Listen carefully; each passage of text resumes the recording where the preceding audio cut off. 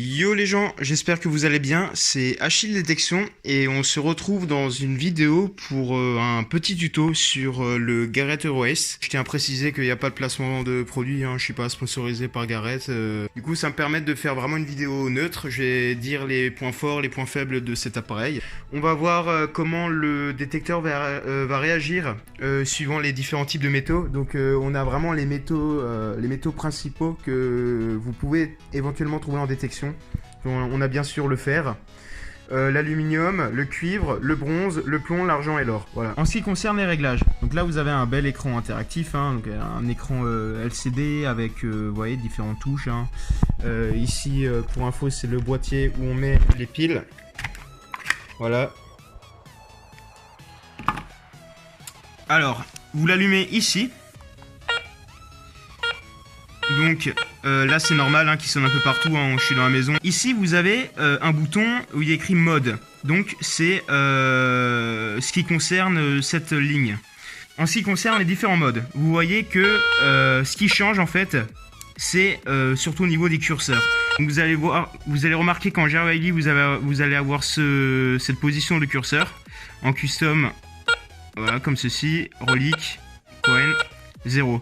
Donc ça en fait c'est des pré-réglages pour faciliter l'utilisation des détecteurs sur le terrain. En ce qui concerne la sensibilité, donc là c'est le petit bouton qui se trouve au milieu. La sensibilité en fait c'est tout simplement la sensibilité du disque, de l'appareil. Donc c'est la puissance on va dire. Donc en gros si vous êtes à fond, vous êtes au maximum de sa capacité. Donc là je suis en je crois c'est un peu plus 8 kHz pour l'EuroAce. Donc voilà, 8 kHz, et plus on baisse, plus on diminue en fait dans les hertz, dans la puissance de l'appareil. Voilà. Donc bon là c'est normal que ça sonne, je suis à l'intérieur, donc pareil si vous êtes à côté d'une ligne à haute tension, ça va sonner.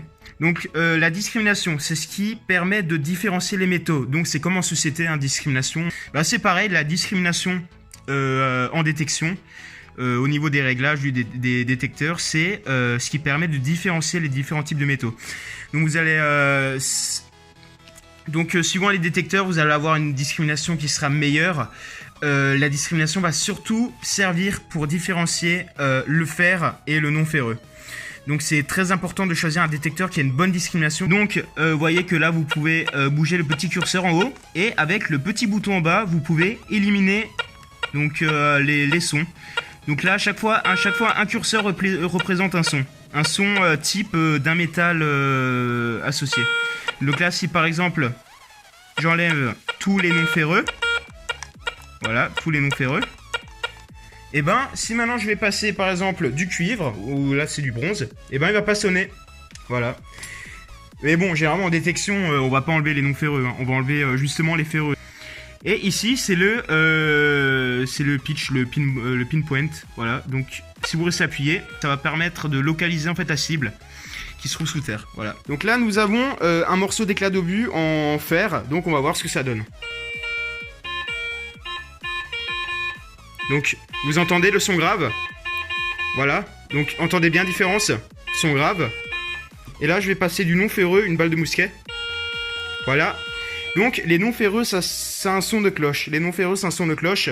Et pour la petite histoire, l'inventeur de Garrett a choisi le son de cloche pour faire rappeler le son du jackpot, le son de la cloche qu'il y a dans les casinos. Et le fer, voilà, vous voyez que ça sonne grave. Il se peut que par moment, voilà, le fer va sonner comme du non ferreux, comme l'anneau. Voilà, donc un son de cloche. Alors là, le problème, c'est la discrimination. Voilà, c'est la différence, c'est l'appareil qui différencie mal le fer du non ferreux, à cause surtout en fait de la forme de l'objet. Donc là, voilà, l'objet est bien circulaire. Le détecteur, ça le perturbe un peu et puis il prend ça comme du non ferreux. Donc là, vous avez une boucle de ceinture en fer. Donc vous voyez aussi que ces objets-là varient entre les sons aigus et les sons graves. Vous voyez par exemple la boucle en fer. Voilà, ici. La boucle en fer, ça s'entend pas trop, ça s'entend surtout aussi pour le morceau d'obus. Vous voyez. Voilà, vous entendez. Parfois c'est aigu et grave. Donc là c'est la petite astuce en fait pour savoir si vous avez par exemple si vous êtes tombé sur un fer à cheval, sur un éclat d'obus, sur une boucle en fer. Ben c'est la petite astuce en fait. Faut toujours regarder le curseur. Et c'est toujours la même chose. Il faut regarder le curseur et écouter. Si maintenant vous entendez que vous avez un son aigu et grave à la fois, c'est que vous êtes sur un gros objet en fer, quoi. Le problème, c'est que l'appareil aura du mal en fait à différencier le métal quand l'objet sera assez volumineux. Vous allez voir aussi que le Garrett ne procure que 2 sons différents. Vous avez les sons graves et les sons aigus. Donc c'est tout simple, hein. Les sons graves, on a vu avant que c'était le fer. Donc vous allez voir que le curseur sera positionné sous le symbole Ferrous. Donc voilà. Et plus le curseur est vers la droite, plus la cible sera conducteur. Donc ça veut dire la cible conducteur, c'est tout ce qui est cuivre, bronze, plomb, argent, or. Mais attention aussi les objets en fer circulaire ou les gros objets en verre volumineux. Donc on va commencer par l'aluminium. Donc là vous avez un ancien briquet. Donc voilà, vous avez le curseur en dessous des non ferreux qui est bien à droite. Donc maintenant avec du cuivre. Donc pareil, hein, c'est bien à droite. Hein. Le curseur s'enlève au bout de, je crois, c'est 4 ou 5 secondes. Donc du plomb maintenant. Voilà. Avec le plomb, c'est aussi bien conducteur. Hein. C'est bien à droite. L'or. Donc là, c'est un bijou 14 carats. Donc si on peut résumer, le plus important quand on débute avec un appareil comme ça, donc que ce soit le Garrett Ace 150, 250 ou le ROS ou le 350 hein, comme on le surnomme aussi, c'est les sons. Donc son aigu c'est du non ferreux, donc là il faut absolument creuser. Par contre si vous voyez que le son hésite entre le non ferreux et le ferreux en détection, c'est que c'est un objet en fer, il faut pas creuser, c'est une merde.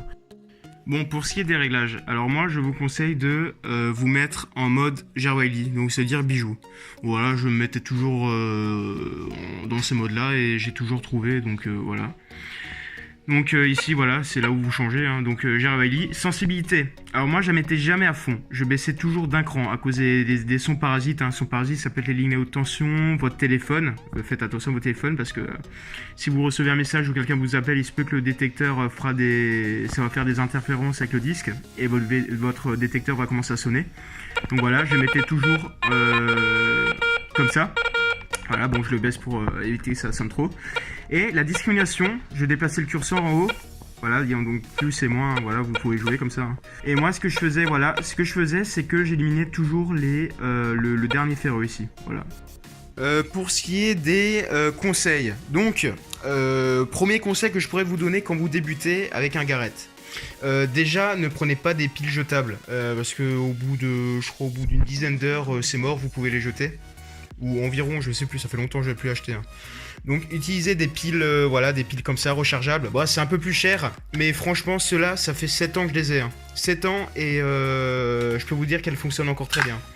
Voilà, c'est prenez bien sûr de la marque, hein, parce qu'au moins, vous êtes sûr que vous n'aurez pas de problème et que voilà, ça va durer. Donc après, voilà, vous devez acheter aussi, du coup, le bidule, là, pour recharger, je sais plus comment ça s'appelle. Voilà. Vous chargez comme ça, c'est chargé en... Ouais, je dirais en 6 heures, 7 heures de temps, comme elles sont vieilles, mais si vous les achetez neuves, en 3 heures, c'est rechargé 3-4 heures. Donc ça, c'est le premier conseil. Le deuxième, c'est faites vraiment attention au niveau du disque. Donc achetez un protège-disque, parce que sinon votre disque il va être mort au bout d'un an. Le problème, c'est que vous allez taper dans les mottes et parfois sur des galets ou voilà des choses comme ça. Et le disque, bah, il va en prendre plein la gueule. Hein.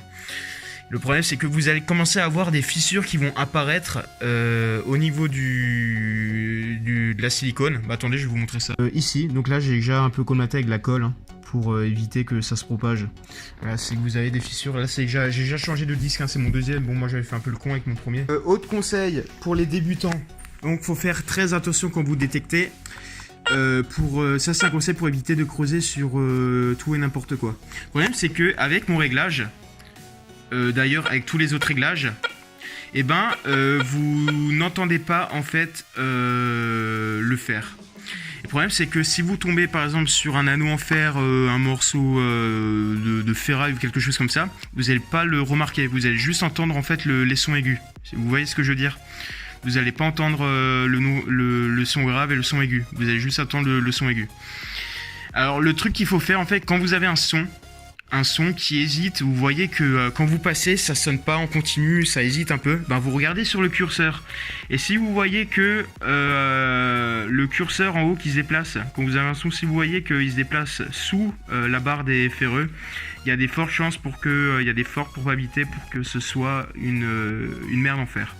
Attention aussi, il faut faire attention parce que si maintenant vous avez une monnaie à côté d'un clou, ben ça se peut que vous allez avoir le même phénomène. Alors franchement, moi j'ai trouvé que c'est vraiment un très bon appareil pour commencer la détection. Il n'y a rien à dire, il est quand même assez puissant pour débuter. J'ai trouvé pas mal de choses, je crois que j'ai trouvé près de 300 monnaies avec. Il n'y a rien à dire, hop, il est peut-être un peu lourd. Moi j'avais mal les 2 premières semaines au niveau du bras, après... Voilà, après vous avez votre bras qui va se muscler à force. Faut pas s'en faire.